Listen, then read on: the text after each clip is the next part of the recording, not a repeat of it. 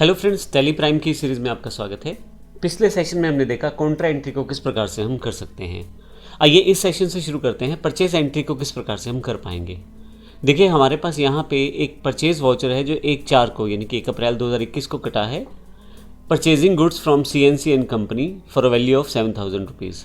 7,000 रुपये की परचेज हमने की है CNC एंड कंपनी, जो हमारे क्रेडिटर्स हैं उनसे किया है। तो इस तरह से ये जो वाउचर टाइप रहेगा परचेज रहेगा। उसकी नेक्स्ट जो डेट है उसमें हमने कैश परचेज़ किया है गुड्स को। Purchasing goods cash for value 8,000 रुपये की जो परचेज़ की है वो हमने कैश की है।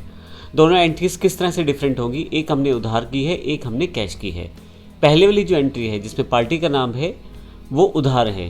Purchasing goods from CNC and company for a value of 7,000 रुपये की जो परचेज़ हमने CNC कंपनी से की है, ये जो वाली जो एंट्री है ये उधार है। तो आइए देखते हैं सबसे पहले इस एंट्री को हम टैली में किस प्रकार से कर सकते हैं।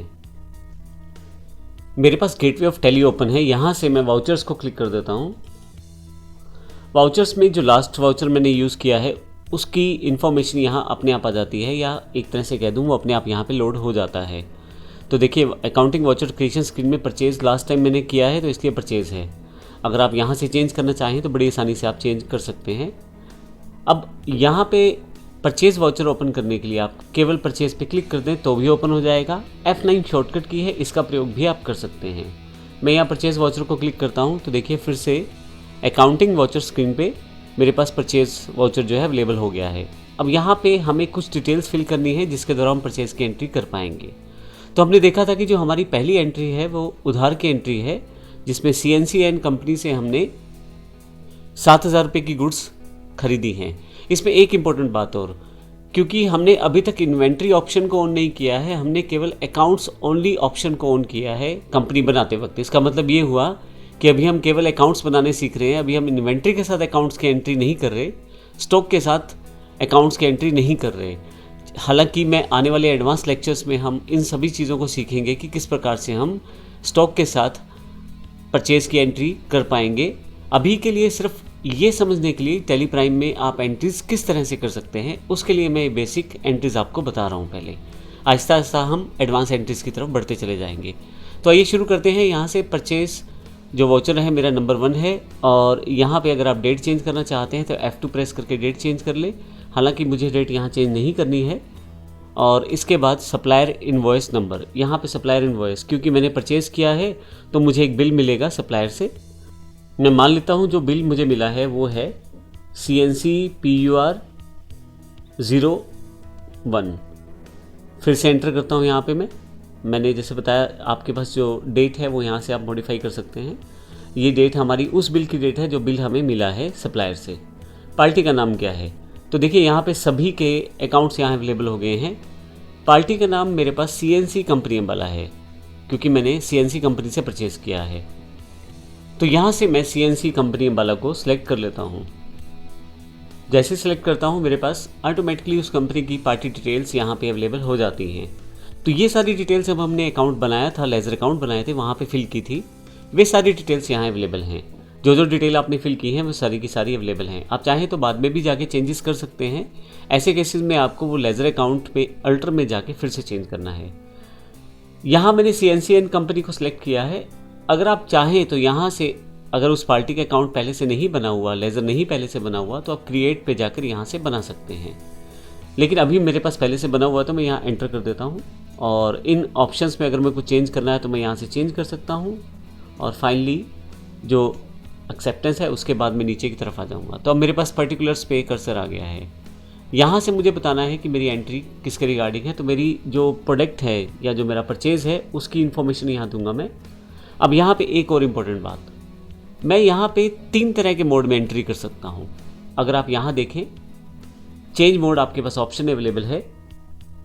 तो यहाँ अगर मैं चेंज मोड पे क्लिक करूँ तो मेरे पास तीनों मोड अवेलेबल हो जाएंगे, आइटम इनवॉइस, अकाउंटिंग इनवॉइस और एज वाउचर। अब इन तीनों का बेसिक फंक्शनैलिटी क्या है मैं ब्रीफ में बता देता हूँ। हालांकि आने वाले लेक्चर्स में इसे प्रॉपर रूप में भी देखेंगे।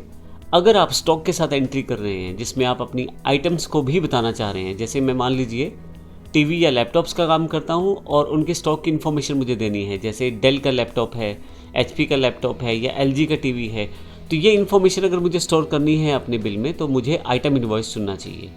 और यदि मैं यहाँ से इनकी इन्फॉर्मेशन नहीं देना चाहता, अर्थात अपने स्टॉक की इन्फॉर्मेशन नहीं देना चाहता, तो ऐसे केस में मैं नॉर्मल एंट्री कर सकता हूँ परचेज लिख के, जो कि अकाउंटिंग इनवॉइस के अंतर्गत आएगा।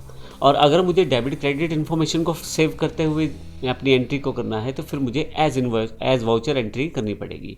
तो अभी क्योंकि मेरे पास कोई स्टॉक की इन्फॉर्मेशन नहीं है, ना मैं उसकी एंट्री करने वाला हूँ, तो इसे अकाउंटिंग इनवॉइस में सेलेक्ट कर लेता हूँ। मैं फिर से बता देता हूँ, आने वाले सेशन में हम इसे और अच्छे से समझेंगे। एक साथ सारी इन्फॉर्मेशन देना मुश्किल हो जाता है टैली में, काफ़ी सारे ऑप्शन साथ साथ आते रहते हैं। तो हम लोग उन इन्फॉर्मेशन को जिनके लिए बाद में लेक्चर है, उनके लिए हम लोग ब्रीफ इन्फॉर्मेशन यहाँ पे दे रहे हैं और कंप्लीट इन्फॉर्मेशन अगले लेक्चर्स में। तो आइए देखते हैं। अब यहाँ अकाउंटिंग इनवॉइस को क्लिक कर लेता हूँ।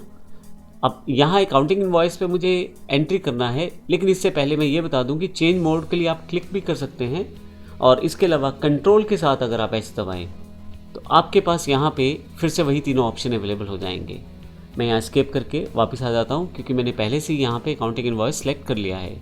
पर्टिकुलर्स में मुझे गुड्स की इन्फॉर्मेशन देनी है या उस अकाउंट की इन्फॉर्मेशन देनी है जिसमें मुझे परचेज़ की एंट्री करनी है।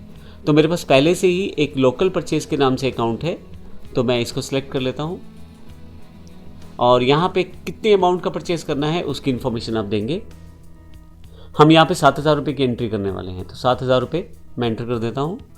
और अगर इसके अलावा अगर आपको एक ही बिल पे एक से ज़्यादा परचेज़ करनी है तो वो भी यहाँ मेंशन कर सकते हैं, हालांकि आने वाले लेक्चर्स में उसे भी देखेंगे। अभी हमने केवल एक बिल को यहाँ मैनेज किया है, जो CNC कंपनी के द्वारा हमने परचेज़ किया है, जो कि लोकल परचेज़ है। यहाँ पर मैं एंटर कर देता हूँ और फिर से यहाँ देखें, फाइनल जो टोटल अमाउंट है यहाँ पर आ गया है। फिर से नरेशन अगर आप देना चाहें, जो भी नरेशन आप यहाँ पर दे सकते हैं। फाइनली एक्सेप्ट करते ही मेरे पास ये एंट्री हो जाएगी। तो फाइनली मेरे पास ये एंट्री हो गई है। तो इस तरह से मैं अपनी परचेज़ की एंट्री को रिकॉर्ड कर सकता हूँ।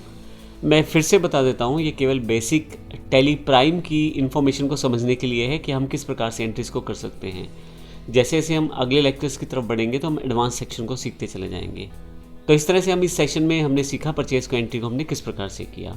अगले सेशन में फिर से परचेज़ की एंट्री करेंगे, लेकिन अब की बार नेक्स्ट टाइम हम कैश परचेज़ की एंट्री करना सीखेंगे। धन्यवाद।